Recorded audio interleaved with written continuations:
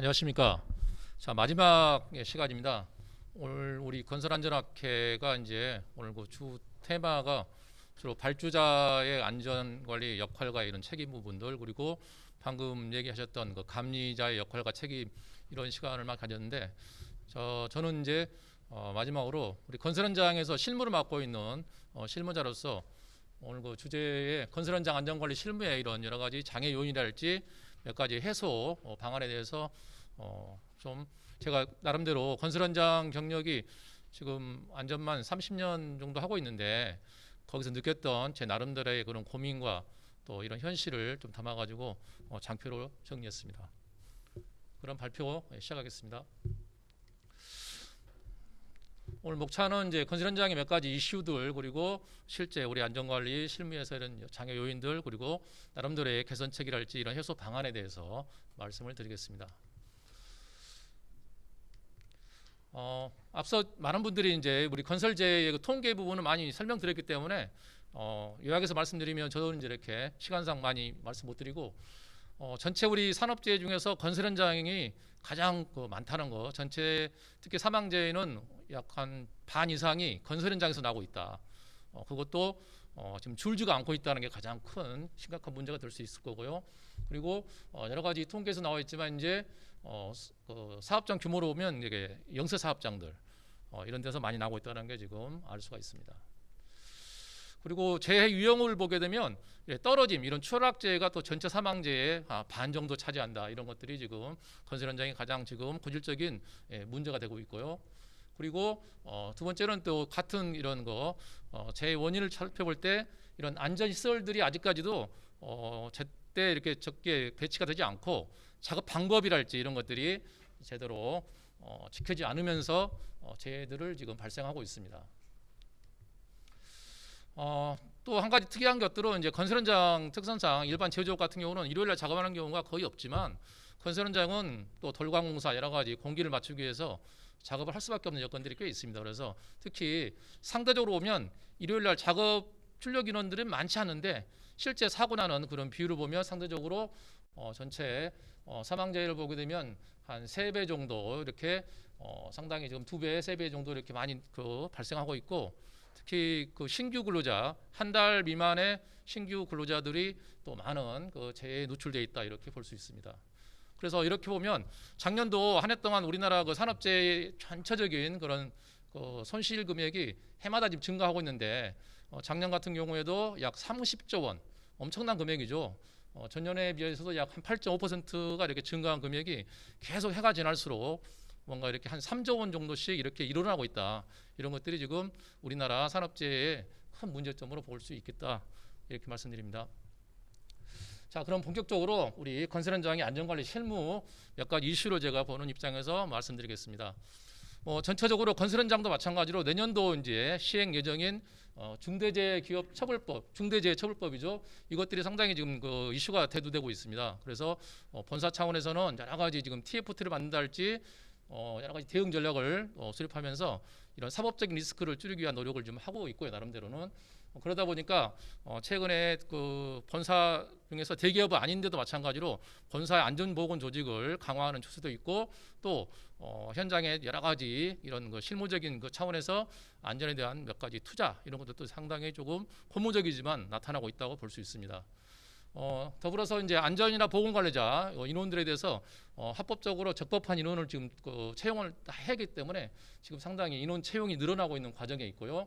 그리고 이런 행정 법적 문서들이 지금 상당히 법 규진에 맞춰가지고 그동안 안 해오던 것까지도 지금 다 지금 맞춰놓는 여러 가지 그런 부담을 안고 있습니다. 두 번째는 이제 코로나 지금 시대다 보니까 건설 현장 우리 안전관리 하는데도 상당히 여러 가지 이런 제약들이 많습니다. 특히 우리가 안전에 여러 가지 활동 중에서 조회를 한다 할지, TBM, 또 안전 관련 회의, 또 여러 가지 또 이런 행사 같은 것도 많이 하게끔 되어 있는데, 이런 것들이 지금 제약이 많이 따르고 있고요. 두 번째로 이게 또 중요한 것들은 법적인 안전보건 교육을 제대로 해야 되는데, 지금 이렇게 건설 현장 특성상 이렇게 여러 가지 모임으로 여러 가지 제약을 많이 두다 보니까 거기가 완화되고, 이런 것들이 실제 제대로 된 교육이 안 되면서 사고와 연계되는 것도 현실적으로 많이 있었습니다. 또 건설 현장의 특성상 여러 가지 코로나를 예방하기 위해서 여러 가지 활동을 하고 있지만 건설 현장 아시겠지만 열악한 부분이 많습니다. 또 마지막 세 번째는 앞에도 말씀을 많이 하셨지만 지금 정부 차원에서 여러 가지 지금 국토부도 그렇고 고용노동부도 그렇고 지금 여러 가지 법도 지금 강화되면서 거기에 맞는 조직이 지금 점점 생겨나고 있고 이게 점점 규모가 커지고 있습니다. 그러면서 거기에 더불어서 우리 건설 현장 특히 이쪽에는 각종 점검이 지금 엄청나게 지금 많이 지금 나오고 있고요. 거기에 따른 그 리스크가 주로 보면 이제 법이 처벌 위주, 벌점, 또 과태료 이런 것들이 처벌 위주로 많이 돼 있다 보니까 리스크를 그 건설 현장에서는 고민을 많이 하고 있습니다.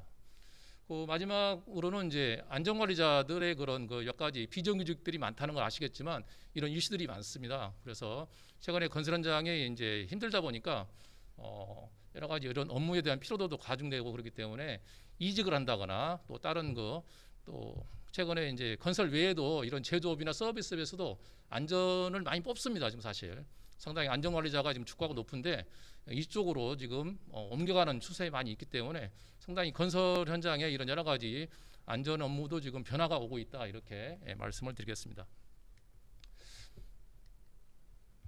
자, 그러면 이제 실제가 제가 느끼고 있는 실무적인 측면에서 몇 가지 장애 요인을 좀 말씀을 드리겠습니다.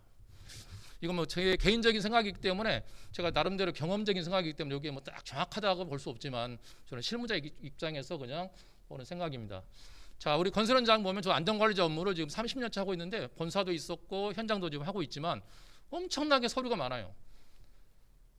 특히 그 뭐 이렇게 인원이 좀 되는 데는 그래도 좀 나눠서 할 수 있지만 현장 규모에 따라서 안전관리자가 이제 이렇게 한 명이 있기도 하고 뭐 10명이 있기도 하는데 똑같이 한 명이나 10명이나 해야 될 서류 양은 똑같습니다, 사실은.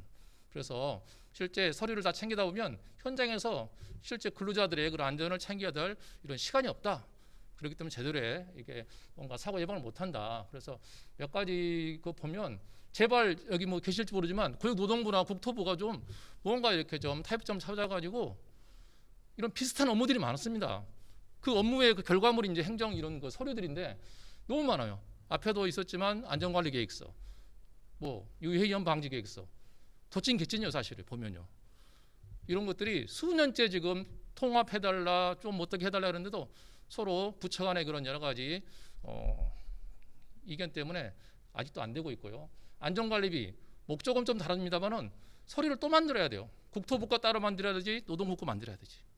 안전교육 법으로 보면 엄청난 교육도 있지만 또 거기 건진법상의 또 교육이 일일 안전교육이라고 수많은 협력업체가 있는데 보통 아파트 협력업체는 제가 지금 한 공성률로 한 90% 정도 되면 업체가 한 40개 업체가 됩니다. 매일매일 업체들이 교육을 하고 기록을 남겨야 되고 사진을 남겨야 하고 점검 나오면 다른 걸 안 봅니다. 니는 했나? 결과 봐자. 서류 갖고 봐. 이런 식이거든요. 그러면 서류를 맞추려다 보니까 사인 받아놔야 돼요. 사진 찍어놔야 돼요. 이 업무가 이게 뭐 안전관리자가 챙겨야 할 업무 중에 수없이 많다. 점검, 법적으로 해야 될 점검 엄청 많습니다. 건진법상 안전보건 점검, 저기 자체 안전점검 명칭도 이상해요. 지금 뭐 앞에도 설명했지만 산안법하고 건진법 중에 명칭도 통일 안 돼 있고 저도 헷갈릴 때가 많습니다. 안전관리자는 국토부에는 안전관리자는 명칭 자체도 없어요. 보건관리자도 없습니다. 이런 것들이 실제 일을 하면서 뭔가 이게 작동이 안 되어 있거나 따로 놀고 있다 이런 생각이 엄청 많습니다. 사고보고 옛날에 국토부에서 사고보고 안 받았었어요. 이제 받으랍니다. 내야 된답니다. 노동부는 한 달 내내만 내면 돼요. 국토부는 사고 발생 즉시 내는 거예요. 이 즉시라는 게 애매합니다, 사실은.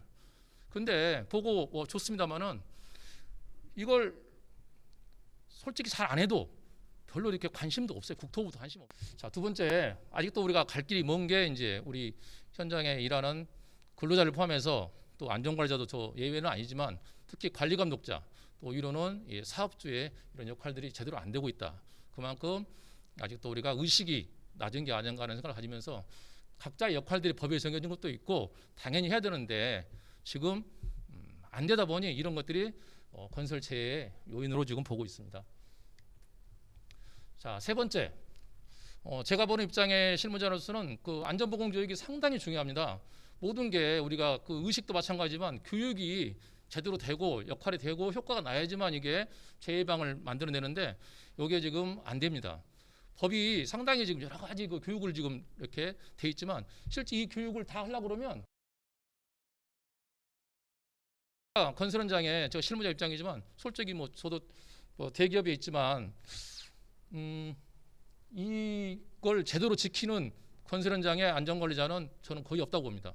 저희들은 다 아는 공공연한 현실이고 제대로 서류는 만들어 놓을지 모르지만 교육을 제대로 하고 있느냐, 법적 시간을 지키고 있느냐, 이것은 할 수가 없다. 또 실제 이런 것들이 모르겠어요. 여기 뭐 다른 기관에서 보게 되면 어떻게 보실지 모르지만 실제 현실이기 때문에 제가 냉정히 말씀드리는 거고, 그러다 보니까 서류만 받는 수준, 서류만 해놔도 그건 잘하는 거라고 저는 보고 있어요. 그 자체도 상당히 어려운 게 현실이다. 그래서 이런 것들이 이제 말씀드렸듯이 사진 찍고 사인 받고 주다 보니까 정말 효과 없는 교육에 소모적인 것들을 많이 하고 있어요. 이런 것도 마찬가지로 우리가 냉정히 볼 필요가 있고, 특히 건설 근로자들 지금 기초안전보험 교육을 지금 정부에서 좀 시키고 있고 법이 생겨서 몇 년째 하고 있는데 사실 이 제도가 제대로 작동이 지금 안 되고 있습니다. 평생 한 번만 받으면 교육 끝나요. 그냥 보수 교육도 없고 또 여기 교육을 제대로 지금 하고 있는 교육기관도 있겠지만 실제로 거기 현실을 보면 너무 4시간짜리 교육을 정말 경험도 없는 대학교 졸업한 사람이 가르치고 있고, 교육받는 우리 건설 근로자분들도 이거 뭐 관심도 없고, 이런 속에서 우리가 안전을 한다고 그러는 자체가 좀 모순이 있지 않나 싶습니다. 어쨌든 이런 여러 가지 교육 제도랄지 이런 것들이 우리 건설 현장의 특성들을 제대로 반영 못한 게 저는 가장 크다고 보고요. 특히나 건설 현장의 열악한 그런 교육 환경도 거기에 문제가 있다고 보고 있습니다. 자, 네 번째는 앞에서도 이제 뭐 위험성 평가가 이제 고용노동부에서 만들었긴 했지만 또 국토교통부에서도 지금 뭐 나름대로 거기에 이제 연계성을 가지고 지금 뭐 제도를 많이 이렇게 한다고 말은 그런데 저도 위험성 평가 제도가 생길 때 1999년도 코샤 2000이라는 그때 이제 시작됐는데 그 초기에 저도 이제 참여도 했었지만 저희 회사 것도 제가 코샤 인증도 받고 지금도 회사 운영을 하고 있지만 실제 제가 그걸 만들어 놓고 사업장 와가지고 실제 현장에서 일을 해보니까 엄청나게 이게 이론적으로는 좋아요. 취지도 좋습니다. 그렇지만 이게 효과성으로 뭔가 재해방을 내야 되는데 이게 지금 안 되고 있다.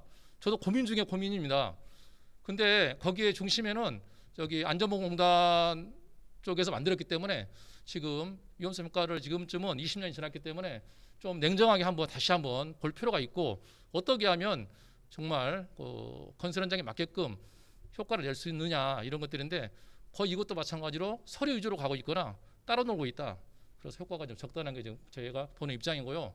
밑에 그 마지막 세 번째 이런 시스템이 이런 성공을 해야 되는데 이런 몇 가지 실행 조건들이 있다. 기준이 이렇게 이론적으로 있어요. 근데 이게 이론적으로 이게 작동이 안 되는 게 뭔가 실패 요인이지 않나 하는 게 생각입니다. 자, 그리고 요거 뭐 다른 시각에서 보는 건데 건설 현장 아시겠지만 여러분들 TV나 매스컴 등에서 많이 들으셨겠지만 안전을 담보로 우리 건설 현장의 노조 활동이랄지 이런 것들이 상당히 지금 이슈가 크고, 또 건설 노조의 그런 생산성이 낮다는 것은 아마 많이 들으셨을 거라고 봅니다. 그래서 공사가 생기면 초기부터 어쨌든 건설 노조 간에 약간 몇 개 단체가 있죠. 그 세력 다툼 때문에 현장이 일이 안 돼요. 엄청나게 초기부터 공기를 까먹습니다.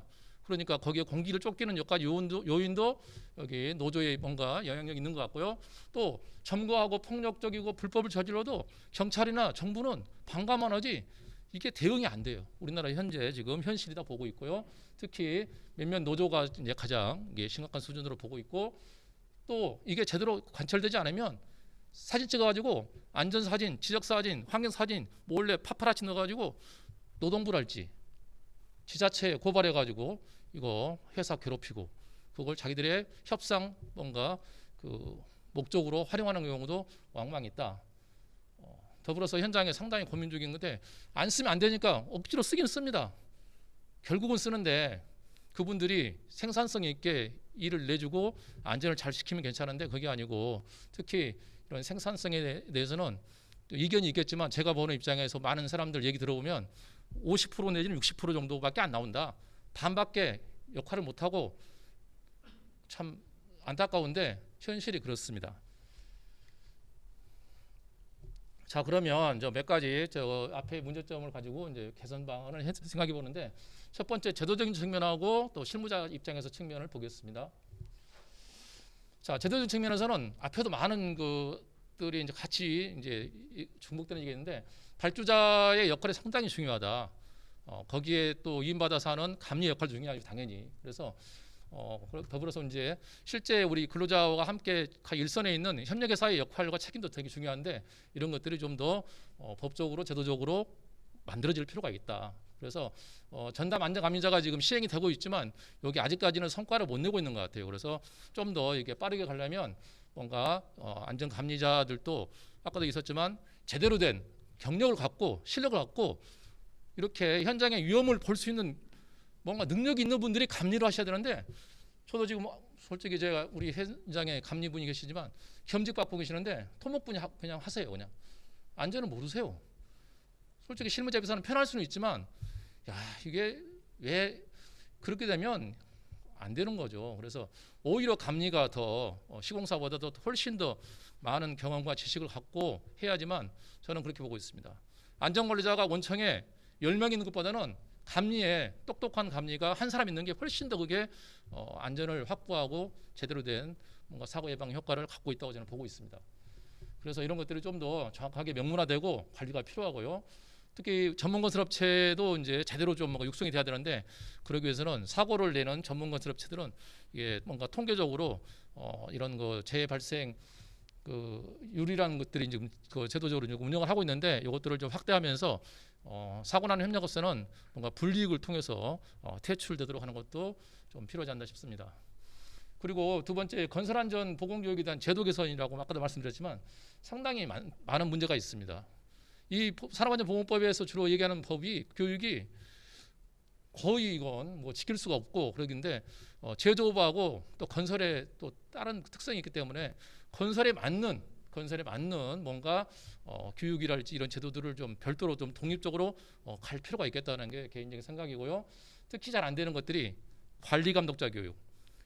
아시겠지만 관리감독자가 우리 가장 허리에 서 있는 사람들인데, 거기에 직원들, 반장, 책임자 이런 분들이 교육을 제대로 받질 못하고 지식도 없고 알지 못하니까 위험을 볼지도 모르고 관심도 없는 거죠. 이런 분들만큼은 현장에 있는 안전관리자가 그분들을 교육시킨다? 이론적으로는 될지 모르지만 전혀 그건 현실에서는 작동이 안 될 거라고 보고 있습니다.